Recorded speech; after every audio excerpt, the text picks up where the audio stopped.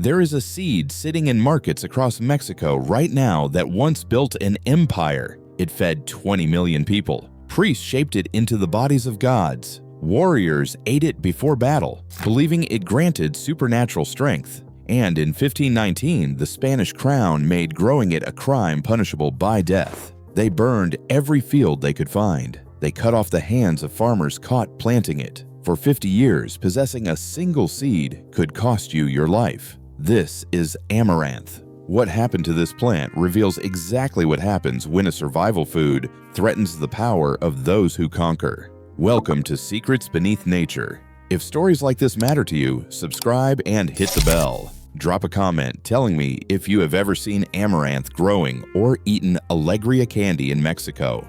Every interaction helps more people discover what has been hidden in plain sight. Picture the island city of Tenochtitlan in the year 1500. 200,000 people live on an engineered marvel rising from Lake Texcoco. Floating gardens called chinampa stretch across the water. Farmers tend rows of corn, beans, chia in a bushy plant with brilliant red and gold flower heads. They call it huautli. We call it amaranth. It is the second most important crop in the Aztec Empire. Every year, vassal states send 20,000 tons of amaranth grain to the capital as tribute. The tiny seeds, smaller than sesame, flow into the city like rivers of gold. Walk through the markets of Tenochtitlan, and you see vendors selling amaranth flour.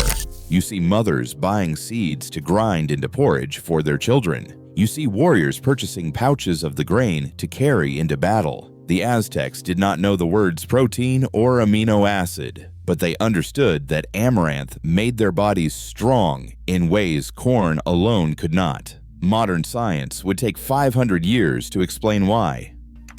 Now picture the month of Panquetzalistli, roughly December in our calendar, the festival of the raising of the banners. Young women dedicated to temple service gather in sacred spaces across the city. They toast amaranth seeds until they pop like tiny pieces of popcorn. They grind the puffed grains and mix them with dark honey from maguey plants. The mixture becomes a dough called tzoali. In their hands, this dough transforms into something extraordinary. Life-sized figures of Huitzilopochtli, the hummingbird god of the sun and war. The effigies wear real feathers and precious stones. Priests paint their faces and parade them through the streets while drums thunder and conch shells wail. At the temple, the ceremony reaches its climax. Priests break the figures apart and distribute pieces of the god to the faithful gathered below. The people eat the flesh of Huitzilopochtli. They consume his strength. They pledge to serve him for 1 full year.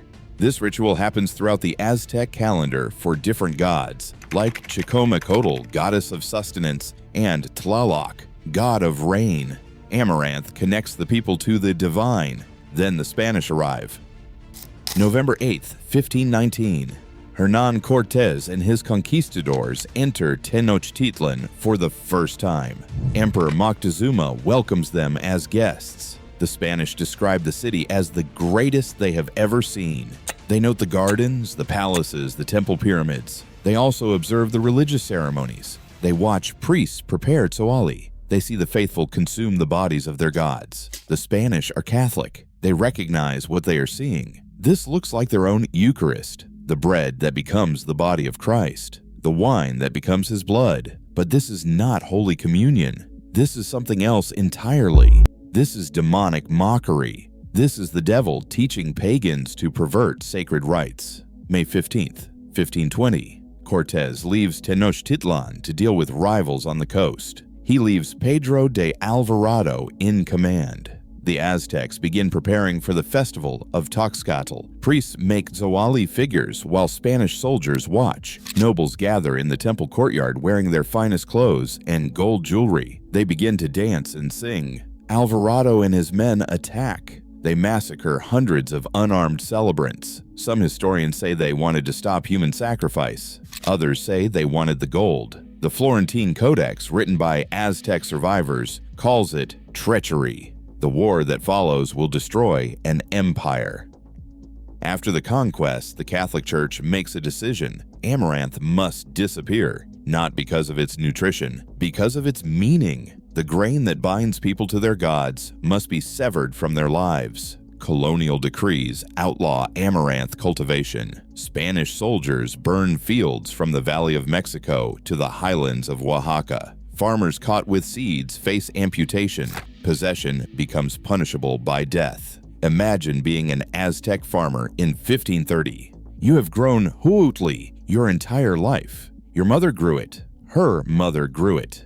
Now soldiers ride through your village looking for the red and gold flower heads. Your neighbor lost his hands last month. You dig up your plants in the night. You scatter the seeds in the mountains where no one will look. You tell your children to forget the old name. If they must speak of it, call it something else. Call it Blado, call it Quilite. Hide it in plain sight. For 400 years, amaranth survives only in shadows. Remote mountain villages in Oaxaca keep small plots. Indigenous communities in Guatemala and Peru maintain the knowledge. The Spanish never find every seed. The plant that means immortal refuses to die. Eventually, the colonial powers stop looking. Amaranth becomes peasant food. It becomes alegría, a candy sold at festivals. The name means joy. It is a quiet act of defiance.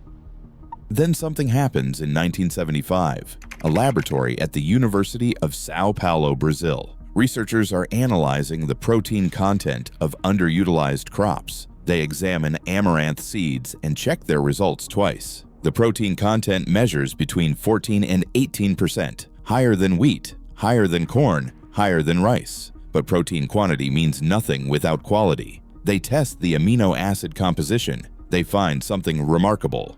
Amaranth contains all 9 essential amino acids in balanced proportions. Lysine, the amino acid missing from virtually every other grain on Earth, registers at 5.2 to 6.1 grams per 100 grams of protein. Wheat contains 2.6 grams. Corn contains even less. For the first time, scientists understand why Aztec warriors believed amaranth gave them strength. This tiny seed provides complete protein, like eggs, like beef, but from a plant that grows in 3 months. The research spreads through academic journals. In 1977, the National Academy of Sciences in the United States publishes a report identifying amaranth as a crop of the future. By the end of the decade, farmers in Pennsylvania and Nebraska are planting experimental fields. The forbidden grain returns to cultivation. 2023. A team of researchers publishes a comprehensive review in the journal Sustainable Food Proteins. Their conclusion is direct.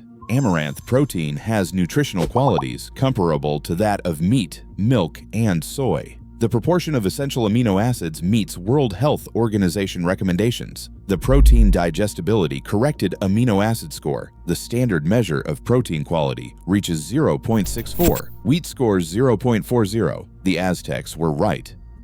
But protein is only part of the story. Picture a cosmetics laboratory in Tokyo. Technicians extract oil from amaranth seeds using cold-pressed methods. They measure the squalene content. It is 5 to 8% of the total oil. Squalene is a hydrocarbon that protects human skin from oxidation. For decades, the cosmetics industry extracted squalene from shark livers. 1 million sharks are killed every year to supply the demand. Amaranth offers an alternative, a plant source of the same compound. No sharks required. Squalene does more than protect skin. Studies show it reduces cholesterol levels in the blood. It prevents arterial plaque buildup. It has anti-inflammatory properties. Aztecs used amaranth medicinally. They prescribed it for digestive problems and skin conditions. Modern chemistry validates that ancient practice. Now consider climate change. Picture a wheat field in Kansas during a summer drought. The plants wilt, their leaves curl. Without irrigation, the crop fails. Global wheat production already shows strain from rising temperatures and irregular rainfall. The crops that feed the world are vulnerable. Now picture an amaranth field in the same drought. The plants droop during the hottest hours, reducing water loss through their leaves. When evening comes, they recover. They continue photosynthesizing. They continue growing. Amaranth uses a system called C4 photosynthesis, the same system used by corn and sugarcane. It allows the plant to capture carbon dioxide more efficiently and to waste less water. Studies show Amaranth uses 40% less water than crops like wheat and soybeans. Research published in 2024 calls Amaranth a climate-resilient superfood. The plant thrives in drought conditions. It tolerates high heat. It grows in poor soil with low nitrogen. It even survives salty conditions that kill other crops. The word amaranth comes from Greek. It means the one that does not wither. The name is not poetry. It is biology. Picture a meeting room at NASA headquarters in Houston. Engineers and nutritionists discuss the Mars problem. A crewed mission to the red planet takes 2 to 3 years. Prepackaged food degrades over time. Vitamins break down, nutrients lose potency. Astronauts need fresh food. They need to grow it themselves. The requirements are strict: maximum nutrition in minimum space, fast growth cycles, complete protein, no gluten because celiac disease in space creates medical emergencies with no hospital nearby. Florisa Barquera, a nutritional expert at Universidad Anáhuac in Mexico City, told National Geographic that amaranth has been recommended by the World Health Organization as a well-balanced food and by NASA for consumption in space missions. The grain that conquistadors tried to erase will help humans colonize other planets. The International Space Station already grows leafy greens in a chamber called veggie. Astronauts tend lettuce, kale, and mustard, but these crops provide vitamins, not protein. NASA researchers are exploring pseudo-cereals like amaranth and quinoa as candidates for bioregenerative life support systems. Closed-loop agriculture where waste becomes fertilizer and plants provide food, oxygen, and psychological comfort. Matt Romaine, a space crop production scientist at Kennedy Space Center, explains that everything they learn on the station and the moon will eventually enable doing this en route to Mars. Meanwhile, on Earth, amaranth is already changing lives.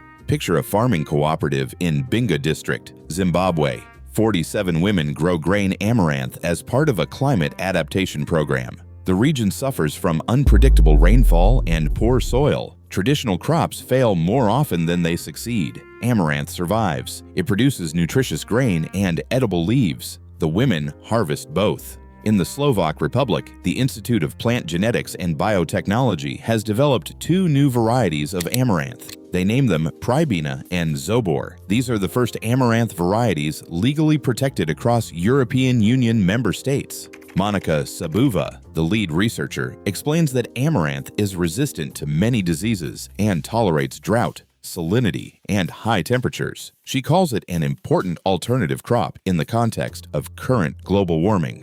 Walk through a market in Oaxaca, Mexico today. You will find alegria, bars of popped amaranth bound with piloncillo, the unrefined cane sugar that replaced the ancient maguey honey. Some vendors shape the candy into skulls for Dia de los Muertos. They do not always know they are continuing a ritual that survived 5 centuries of suppression. The recipe is nearly identical to what Aztec priests made for Huitzilopochtli. You can grow amaranth in your backyard. The plants reach 6 feet tall with minimal care. They produce both edible leaves and seeds. A single plant yields thousands of seeds. Harvest takes 3 to 4 months. No special equipment required. No pesticides needed. The same secondary compounds that provide health benefits also repel many insect pests. Amaranth grows where you plant it and asks for almost nothing in return. Look at what this seed actually represents. Complete protein comparable to meat. All 9 essential amino acids. The highest lysine content of any grain. Squalene that protects hearts and skin. Drought tolerance that laughs at climate change. A growth cycle that fits any backyard. NASA's choice for feeding humans on other worlds. And a history of surviving the most systematic agricultural suppression ever attempted by a colonial power. Now ask yourself why you never learned about this in school. Ask yourself why quinoa sells for $8 per pound at Whole Foods while amaranth sits unknown in ethnic grocery stores. Ask yourself why the Food and Agriculture Organization calls it superior to traditional cereals, yet traditional cereals dominate every grocery aisle in every country on Earth. The answer has never been about nutrition, safety, or practicality. The answer has always been about power. Cortez and his priests understood something 500 years ago. A people who can feed themselves do not need conquerors. A crop that grows anywhere and provides everything threatens those who profit from scarcity. What cannot be controlled must be destroyed. When destruction fails, it must be forgotten. But forgetting is not permanent. The knowledge survives in Mexican markets and Oaxacan villages and in NASA research papers. The seeds survive in every climate zone on every continent except Antarctica. They buried Amaranth under layers of colonial violence and manufactured obscurity. They called it peasant food, so you would not ask questions. They erased it from history, so you would not see the solution sitting in a candy bar at a Day of the Dead celebration. The question is whether you still believe them. If this video opened something for you, subscribe to Secrets Beneath Nature and hit the bell. Every like and every share breaks the programming that keeps survival foods hidden. The seeds are still here. The knowledge survives. The next video reveals another food they tried to make you forget.